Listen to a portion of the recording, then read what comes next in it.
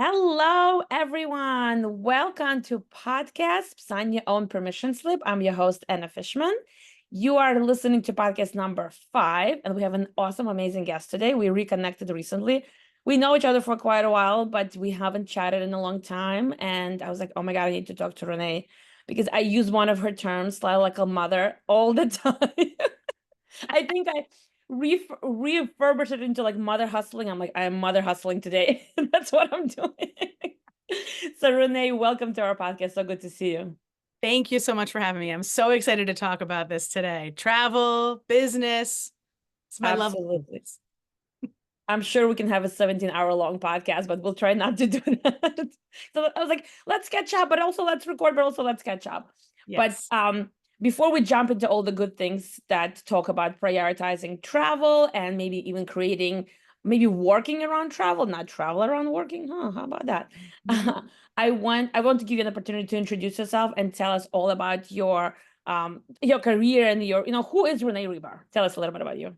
Well, thank you. Thank you. I was born a small child. No, so I am a sales coach and I specifically work with women entrepreneurs, whether they're working 5 hours a week or whether they're working full time for themselves, selling their skills, selling their expertise. And I help them create offers. I help them get the leads. I help them perpetuate that pipeline so that they can bring those leads into people that they actually can help. Because most of the women that I work with, they really just want to help people. And they're not trying to convince anybody. They're not trying to be a big time salesperson. They know that that is one of the many hats that they have to wear as an entrepreneur to be able to help people. And that's where I come in with systems and processes and proven processes that help them feel good about what they're doing, not just sell, sell, sell. Although we do like to make a lot of money because we have a lot of travel dreams and goals. That's right. And I love your program. That's how we met. I took your program, Sell Like a Mother, and I loved that it didn't feel like the used car salesman. Like, you go online and all these like sell this and sell that and all these like bro type of sales. And I was like, no, I don't want to do that. And then when I talked to her, I was like, oh my God, this is refreshing. This is different. This, like, I can actually do this. This doesn't feel yucky. And I'll be honest, I don't think I finished the whole course because that's what we do, right? As women, we just overcommit but I probably did like good 75% of it. And it Mhm. helped me tremendous. I think this was like my first like step up in the business where I started putting in processes in place. I started using like the terminology that you taught us. So thank you. You were like one of the first people that pushed me to get where I am today. Look at us recording a podcast 9 years later. Boom. I love it. Yes. That's where a lot of women start. And you still have access. So you're good to go. I should definitely do that. But also, you are very modest by saying that you only a sales coach. You're a TEDx speaker. I think you're an author. You've done a lot more than just sales Yes. coaching. Yes. Well, yes, I have been in sales for a long time, for a very long time. I've had hundreds of thousands of sales conversations, and through my experience and then teaching others, I've been able to identify where someone's at pretty quickly. And a lot of times they're so overwhelmed, they don't even know where they're at. And that's okay. That's normal. As women, we have 75 tabs open and we're caring for everyone. And Yeah. so travel to me is really a form of self-care. And when I started this consulting business a few years ago, I wanted to make sure that it not only left time for, but prioritized, as you said, travel. So I create offers that allow me to travel, not only personally with my family, but also for work, because there's a lot of places I found that my husband does not want to go, a lot of activities that he does not want to do, like horseback riding and kayaking. So I'll do those kind of things on when I host a mastermind retreat in, Florida or San Diego or somewhere else. So Yeah. No, that's amazing. And you're absolutely right. And that's why I was inspired to start a podcast talking about permission slips because we are caring for everyone. We are doing all these things and we are our own worst enemies in terms of like we want to get that permission. We create that permission from everyone else to tell us to take that time off, to tell us to take that vacation. But really, we need that permission from ourselves.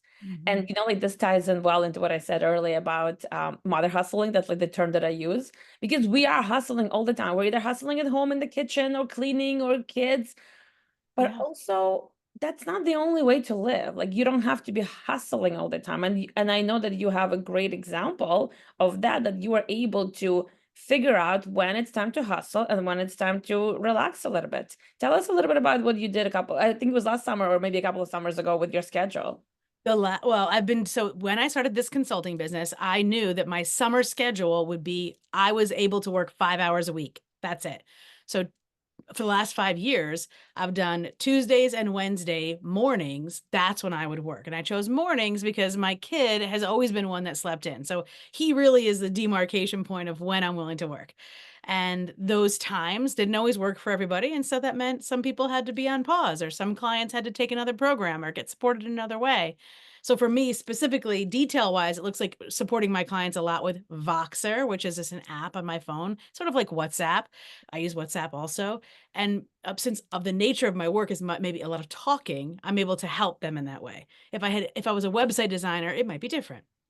So over the past 5 years, the first 3 years we traveled domestically because my kid was young, and I didn't want him to strap a backpack to his back and then be crying and moaning 30 seconds in. We're going to do 20K steps every day in Europe, so there's no rolly bag here. Whatever you got is on your back, and then we get to the hotel and then we're fine. But in domestic travel, we were able to go to San Diego, we were able to go to San Francisco, so we traveled throughout California, go to the national parks. We were able to go to Sedona and DC and Chicago. And we really spent 6 weeks every summer traveling. Now, the last 2 years were in Italy. Now, also, we went to Spain, Croatia, France, and Switzerland, but those were extra weeks that my child and I did alone after my husband had to go. He only gets a certain amount of vacation. And since I can work from anywhere, I get to stay. Yeah, my ears perked up. I'm like, wait, did you say 6 days or 6 weeks? 6 week in traveling? That's Every amazing. summer. Yeah, every summer. That's been our plan. Yeah. That's like consecutive, like you leave the house and you don't come back for 6 weeks, or do you like take different trips? Well, initially when my child was smaller, we took smaller trips and came home Okay. because of his nature.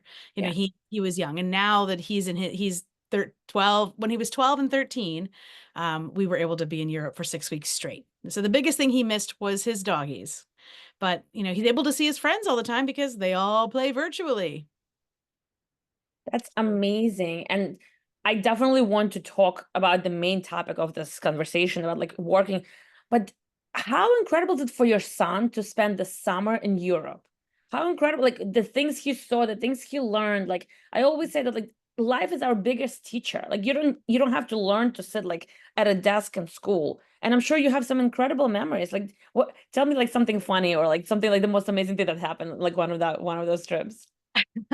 Well, so many things. I mean, navigating public transit is always Oh yeah. fun, right? Trains, planes, and automobiles, and just experiencing the same types of people everywhere we go, but they just speak different languages. And so I Yeah. think that the overarching takeaway, I hope at least for him, was that humans are humans. There are good people, and there are people that maybe we don't spend as much time with. And but really, there's always someone good out there, and that the world ultimately overall is a really good place, and there's so many places worth exploring. So the funniest thing I think was when this year he started a new school. We'd always gone to private school, but this year he pushed to go to a public school, our local public school, which I'm like, are you sure? It's so easy. Are you sure you want to do that? He walks to school. I mean, we live so close. So we live in a great public school system. There are 1,000 kids in his grade. His past school had had 300 in the whole school, K through 8. So this teacher, I think was asked him, are you going to be okay? He's like, this is nothing. I traveled Europe. She was like, okay. It's amazing how much kids take in. Yeah. I was driving my son, who's now 9.5, and his friend the other day, and I was like, "Oh, do you guys want pizza?" And his friend goes, "Ugh, pizza in New Jersey." It's like, ugh, but pizza in Italy. And here, these two 9-year-olds in the back talking about how pizza in the Dolomites and pizza in Lake Como, and they have these, and I was like, "That's right, I'm raising them, I'm raising them right," because we traveled together with my friend and her son. And they're like, yeah, pizza in New Jersey. I was like, little spoiled brats, but like, I am so grateful that I'm able to give them this opportunity and they know what good pizza is. Like, Right. Exactly. And they know that it's different there. They know that everything is different in different places. But that, I think, gives hope on the horizon. I think, with children, there's so many different factors that go into what they're exposed to now that weren't even possible when we were growing up. So how can we possibly parent that? So we have to just make sure that we're also one of those influences, and that what we believe and what we see in the world is also shared with them. And I think travel is the answer, for me at least. No, absolutely. I couldn't agree more. I think if we traveled more, we would teach our kids more, like you said, that we're all the same. We just speak different language. We just use different things to express. But I feel like we would have less wars, we will have less conflicts, we will have more tolerance and understanding for one another, because we all want peace. We all want, roof over our heads and food in our belly and comfort, like that Maslow hierarchy of needs. Like it's the same it doesn't matter what color you are, what continent you live on. We all want the same thing. We just need to understand that we're all the same. Yeah. Yeah. Yeah, it's been I don't really know the full impact of him traveling with us yet, but I'm pretty sure that it'll come out over time. And I sometimes get to overhear him talking to his friends, and I'm like, oh yeah, that's something that he said or he learned when we were away. So Right. it's important to travel. And Amazing. the So permission slip, how, sorry, I didn't. the permission slip has got to be there. Yeah, absolutely. So that's perfect segue. I was going to ask, how did you give yourself and your family permission to step away from the office and from home for 6 weeks? Like how did you do that? Each summer. Yes. So that Teach is us. something that I broke down before I started this business. This is my third company. I started my first company in 1996. I had a sales agency for 15 years, and I had a lot of money and no time. And then the next company I had was a cherry juice company, and I had a lot of more time and less money. So that I was always into this battle of I have either time or I have money. I don't ever have both at the same time. And it was frustrating I'm because the sure. travel I like to do is, although I said we put a backpack on, we're not backpacking. We're just not ruining our rollies because, cobblestones and, nobody has an elevator. And if there is, it's a single chute. So good luck fitting in it. Right. So having said that, the permission that I gave myself was from the beginning is what type of life do I want to live? I have a particular set of skills, and thank you to the technology and the space that we live in today, I'm able to deliver and support other people with those skill sets without meeting them in person. And so where in the world can I be, right? Like, where's Waldo? Where's Renee? I'm allowed to be wherever I want, and I can still support my clients in the same way. I can still hold up my phone in the same way and speak back into them and share resources with them and support them in their goals, no matter where I am. And I just wanted to be able to do that, even if it was just across the street, even if it was just outside of my own backyard. I didn't have to travel Europe, but I always wanted to with my family. I had myself, and I had so many fond memories and experiences that changed my perception of life. And to bring the Italians forward is, that La Dolce Vita, right? Like how to have that sweetness. And it's not always about one thing. It's usually about a combination of things: family, love, food, fun, and yes, money. That's awesome. Did you find it to be difficult to work and be traveling at the same time? Oh, 100%. It takes focus. It takes Yeah. demarcation, like steel titanium lines. So Mm. as I had mentioned, I set my hours to when I know my kid's going to be asleep. My husband is not that big of a problem. My kid, though, he's not trying to be a problem. He just, if for anyone He's a listening, kid. if you're married and you have like a husband and a wife, and the kid and the mom's busy, like has 10 things going on. She's stirring a pot. She's on her computer. The dad's sitting there relaxing. The kid has a question. Who's he going to go to? To the mom. Every time. I'm like, your father also lives here. He can also give you information about where the ketchup is or whatever you need from me. But I don't want to say that because obviously I want him to keep talking to me. So I will stop what I'm doing. So I make sure that I have the ability to give full focus. And And I'm sure it took a bunch of planning on your end to figure out like what hours you're gonna work, what projects you're gonna take on, what clients you're gonna take on, like all those things. It's not just like, whatever, I'm just gonna shut down as of tomorrow and be away for 6 weeks. no, I do yearly planning. And of course, like all plans, we have to have plan B, C, D, E, and F. But for me specifically, I made an offer to my community that would give them partial access during those 6 weeks and then full access starting when we got back. And so no one had a problem because those times that I'm taking off, most of the women that I work with are also parents. And so their kids are also busy and they want to do things with their kids during those times. So I didn't get a lot of upset from anyone that I would work with. That's great. And then you were able to spend the time with your husband and your child and work around the schedule that you made for yourself. Like, I feel like the planning is what, that saying, I always butcher all the sayings, so hang with me. Like, if you fail to plan, you plan to fail. I think I got that right. Yep, Like, you got it. you just, like, I catch myself every year around December 15-ish, start hearing that my friends have a week off for Christmas. My friends who work in corporate, and I'm like, oh, that's nice. I want that. But like, I work for myself and I just don't give myself permission to take that week off because I don't plan for it. So then, like, when people are like, well, you're your own boss. I'm like, yeah, but I still have all the stuff that needs to get done before the end of the year. So last year, when I caught myself on that thought, I blocked the week that I wanted to be off last December. And now, like, it's not as scary. I'm like, well, we're going to be away this week, like that. We're going to be away from the office. If I need to Yep. log in, do whatever. And it's like, I don't have that, heavy weight that, like, oh, like, I want to take it, but that's it. It's like a Saturday, Sunday. It's always there, right? Yep. And if you want to work, you can work. If you don't want to work, like, then you Yep. don't. So I was like, oh my God, I need to do more of that because I do that with my vacations. Like, if I want to take a week in April, August, or whatever, I'll take a week, 10 days. But for that weekend, for the holidays, I'm like, why do I always like feel like left out? Like, it's my own doing.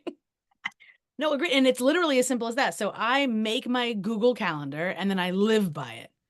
And so my Google Calendar is my boss, but I created it. Yeah. And so same thing, like, and I have a team. And so if they see something blocked off, it just is blocked off. Why is irrelevant. So it could be like, I always do it like this. Like, well, what if I was sick? Then I would definitely couldn't do it. So just how about we just prepare to not be sick? I mean, not that we can't get sick, but like, I believe that travel keeps me healthy. I believe that travel inspires me. I believe that travel boosts my immune system because of how I feel when I travel, even if I'm just going down the street, even if I'm just going to a hotel in my same town for a staycation for myself. I do the same thing with, and this is a great analogy for a lot of women, nail appointments, hair appointments, dentist appointments, doctor's appointments. We know when those are coming. I mean, I know when my 6-month dental appointment is 6 months in advance, Right. right? So we do those things. Why not spa appointments? So I started doing massage appointments. Okay, once a month, the third Thursday at 7 p.m. I just blocked it off. It was harder like the earlier months, right? So I couldn't, but it's easier to go further out. Like right now, 3 months Yeah. from now, I got nothing. Yeah. So it's easy to block things off. So if that's what we have to do to give ourselves that permission slip, great. And even if you don't end up going to Italy during the week that you had planned, well, you can plan it and you can go to a nice Italian restaurant. Yeah. No, absolutely. When people, a lot of times I meet new people and they say like, oh my God, that's so amazing. One day I'll go to Italy. And I'm like, in my head, I'm like, because that one day, like, it's not on the calendar. If you tell me I'm gonna go to Italy in 5 years and I'm blocked that or whatever, like I blocked that summer mentally, right? I'm planning for it, I'm saving money, whatever, like I'm graduating college, whatever or like maybe your kids are graduating, whatever stage of life you are, Right. then you're gonna go. Or if you're telling me, you know what, I'm gonna go like in 2 weeks. I'm just gonna like I have 2 weeks off and I need nothing to do. And I'm like, you inspired me to go to Italy. I believe you. If you tell me one day, it will never happen because that one day it's just like one day I'm gonna go to the gym. No, I'm not. Like unless I have it on my calendar. And I absolutely agree with you. People are like, oh, how do you like travel? I'm like, it's what is it, November right now? I Yep. put a week in August when I know my kid has off school and camp, and Yep. that's when we're going. I don't know if it's gonna be Italy or whatever, but We're like all that's when going. we're traveling. That's how I know because if I wake up a week before that week, there's gonna be dentist appointment, nail appointment, everything else there. So like we Right. have to plan for it and we have to give ourselves permission to take that time off. Like Mm-hmm. we all wear this busyness as a badge of honor. I'm so busy. Oh, look at my to-do list. Look at my calendar. I do the same thing. I'm like, look at my calendar. It's like everything isn't there. But it's not like I'm just trying to dump it off from my head onto the paper, Yeah. right? We don't need to wear this business badge of honor. Like no one says on their deathbed, "Oh, I wish I worked more." I say that all the time. Deathbed Anna, deathbed Renee. Let's talk to her for a second. You think she's going to give a hoots rat about one more email? Yeah, Like, yes, make your bills. Yes, do the work, but it's not like I think for many years, at least for me, I said I had time or money. I never had both. Well, that was my own doing. No one was forcing me. It was my fault. And so when I realized that, I was like, oh, awesome. I only have control over one thing in this world, me. Yay. And I get to control my calendar. And so I realized that I was able to control what I did and how I did it. And it changed everything. absolutely. It is so hard as moms for us to balance it all. It's never a balance. It's a juggling act. Like it's never a balance. Right. I remember when I worked in corporate and we had a high-ranking senior executive who was a woman, and she did a Q&A for the company. And I think somebody asked, like, how do you manage being a mom and being, I think she was CEO of this company. And she goes, Mhm. like one day I'm a really kick-ass CEO. Like I do everything that I'm supposed to. I'm at work from 5 a.m. till whatever. At 11 p.m. I'm at CNBC, like ringing the bell for the stock market, and I'm flying on a helicopter to meet for lunch for the editor of this magazine. This, like, I did it all. But she's like, I Yep. didn't see my kids that day. And so I Mhm. sucked as a mom. But the next day, I'm gonna take a half a day off. I'm gonna Yep. suck as a CEO of this company, and I'm gonna be a great mom. She's like, as long as you can somehow juggle and balance, then Mhm. like you can make a difference. And it's stuck in my head so much that like when I'm stuck at work and trying to finish something and I don't know, miss bedtime or I miss a pickup, I'm like, Right. oh, tomorrow is Halloween, I'm gonna take off at 3, I'm gonna go trick-or-treating with my kids. Or like Exactly. I'm taking Friday off this week because our schools are closed. And so like I started giving myself, because the guilt is like that cancer. It's like you constantly, it just spreads. And it's like, I'm like, I'm not gonna feel guilty because whatever I'm doing for these 2 hours and missing bad time, that's gonna pay for that trip that we're taking. That's gonna pay for that camp, whatever. So Yep. it's all in our heads. It is all in our heads. And we need to give ourselves permission and let go of this guilt that we're not doing enough. Yeah, right. Because it's never ending. The list is never ending. I love that analogy. Today I sucked as a mom, but tomorrow I'm going to make up for it. And today I was a great CEO, and tomorrow I'll suck as a CEO. I love it. I love it. Branded in my heart. Perfect. Take that, listeners. Put that Yeah. down. That's Well, your that's the takeaway. point. We started the podcast because I really want women who are listening to this podcast, if they're exercising or mopping the floors or rocking a baby, whatever they're doing, right? When they're listening, I want them to come away from listening to this episode or any of their episodes, at least with one takeaway, at least with one little inspiration. Maybe to block 5 years from now, 3 days to go to Italy, or Right. maybe to block off 10 minutes to go and look at the sun because it's a sunny day, right? Like I saw this really funny joke because we now all live by reels on Instagram. There's nothing else to entertain us. That's the only thing that my husband and I like to watch together. Everything else we watch apart. I love it. So I saw this reel that now I forgot what I was gonna say. So this real, and then what? So this reel about, oh my God, now it's gonna bother me. It was something about being busy, and oh my God, see, this is what happens when you have too many things on your mind. Anyway, well, I'll remember what the reel was about. I'm gonna put it You in the will. link in You will. You will. in the comments in the podcast, because it like totally escaped. See, Mercury in retrograde, it totally escaped my mind. I can't think Well, about I it. think so. Here's what I think. So when somebody says one day to me, because you said that before, and I say, let's start. I mean, for me, it's let's start a Google Doc, right? They're free, they're everywhere, and start researching. So go into Airbnb or go to Verbo and go to hotels, go to booking.com and just have fun and start dropping links of like, if I were to go this time next year, let's just map it out just for fun. And, those are the kind of things that give us ideas that we can bring to our travel agent and say, please help us make this real. you know, Yeah, you can also call me and say, hey, I want to go somewhere next October and I don't know where, and I'm going to ask you what you like to do and I'm going to plan it for you. So, Ah, shameless plug, I can do that. perfect, even better, right? Because I've been there, I have a chance to sort of start from somewhere, but Right, there's so many people that are like, I don't even know where to start. Well, you do. right. And Absolutely. so, what do you like to do? Do you like, food or culture, museums or water? And Yeah. there's so many options to make that trip of a lifetime. And it always opens our eyes to something new. We always come back richer Yeah. than we left. And it's in those riches that we bring to our deathbed. It's not the riches that we have in our bank account, No, because we will no. spend money. That's okay, because deathbed us will be thankful that we spent that time swimming in the sea, dining at this long, weird table with all these different strangers, and remembering that time when dot, dot, dot. Yeah. And as you were saying that, I remember the reel that I couldn't remember before. So, Perfect. we all take sick days because if we're not feeling well, we have a day off work. Why Right. can't we take a well day? Why can't we take a day off because it's beautiful outside and we want to take a walk and spend some time with our kids? And I started allowing myself to take like today, I don't feel like working. Yep. And I'm gonna take 3 hours and I'm gonna do me. Like I'm just gonna wellness, whatever you want to call it. Take my kids to a playground a little bit earlier from school, not leave them at aftercare. And that's maybe not everyone can go to Italy, right? Like maybe that's like a long term, but start small. Start with this. Take a day, take an hour, take like I don't know an afternoon as your that little vacation time, and see like what it does to your mind. Agreed. One thing I started doing before I started going to these bigger, longer, ongoing connected trips is little tests like that. Like what is that 3 hours in the middle of the day feel like? Because like you said, if I'm not sick, what if I'm well? I was saying, we take sick days and we don't have any questions. We have no guilt about it because it's sick day. It's Yeah. allowed, right? Well, what about that well day and what does that look like? Yeah, like this afternoon, my son and I are going to get flowers for his cousin, my niece, who just had a baby, and Oh, we're gonna go bring the flowers and hope to get some baby hugging time.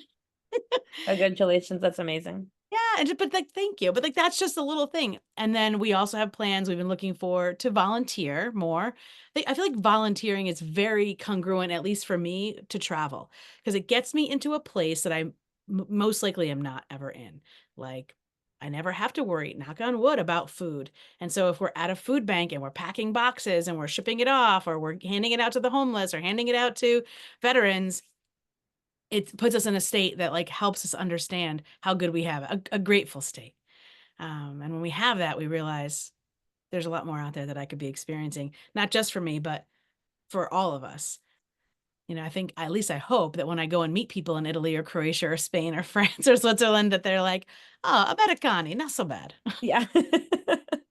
See, now Easy. I'm going to walk away from this episode inspired by the volunteering because it's not, you know, and I shouldn't blame it as much on my upbringing, but where I grew up, it wasn't a thing. So it's kind Yeah. of like not part of my day, just like I grew up being a Jew in Soviet Union and we didn't celebrate any holidays. So like I didn't really know, like, so I don't go to synagogue because that's not how I grew up, right? I celebrate Right. at home my own way. So volunteering wasn't really a part of our culture, and I've been here for long enough that I need to like reteach myself. But I love that you mentioned that because we are bringing up our kids in a very nice neighborhood, and like they whatever they want, they click on the not Instacart, on Instacart too, Amazon, Instacart, Amazon, and whatever. it just Yeah. like appears, right? New sneakers ripped here, and new sneakers. A pencil broke, here's new. But I'm like, that's a really good idea. Like, I'm going to now go to my calendar and block some time because my kid has like 10 days off this winter and we're not going anywhere. So I was thinking of like doing trips to New York and just some like local fun thing. We can certainly take one day and go to a local food bank, or like I look into whatever charities we have here and what we can volunteer and show him that like not everyone has new Jordans, and that's not the thing to live and thrive to have. I mean, it's nice to have, but there are other things in life. So thanks for inspiring me. See, like we're doing this episode to inspire others, but I'm walking away inspired as well. Well, good. And on that note, I'll just say it's very difficult to find volunteer opportunities for children, like young. So what we did is we had adopt a family. There's a lot of, I think, adopt a family. If you like were to search it, you could find it. Okay. And then we would go to the store or Amazon and buy the boots or buy the coat or buy whatever's on that child's wish Yeah. list. We never meet the child of the family. That's less about it, because who wants to be like the recipient, like, oh, thank you, Yeah. But we get to wrap it, we get to choose it, wrap it, and deliver it to a central location where then that family is able to receive it. And so even though we don't meet the other families that are receiving it, it's still that act of giving and knowing that others don't have that and we're able to provide it. And it's very fulfilling. That's amazing. Thanks for sharing that. I'm definitely going to look into that, and I'll put a link into the notes as well for other people who might want to check it out. Which is Um, also voluntourism. I mean, let's go somewhere and right. volunteer. Oh, absolutely. There's a million opportunities for that. Friends of mine went to Costa Rica and helped, lived on the farm and farmed and planted fruits and everything.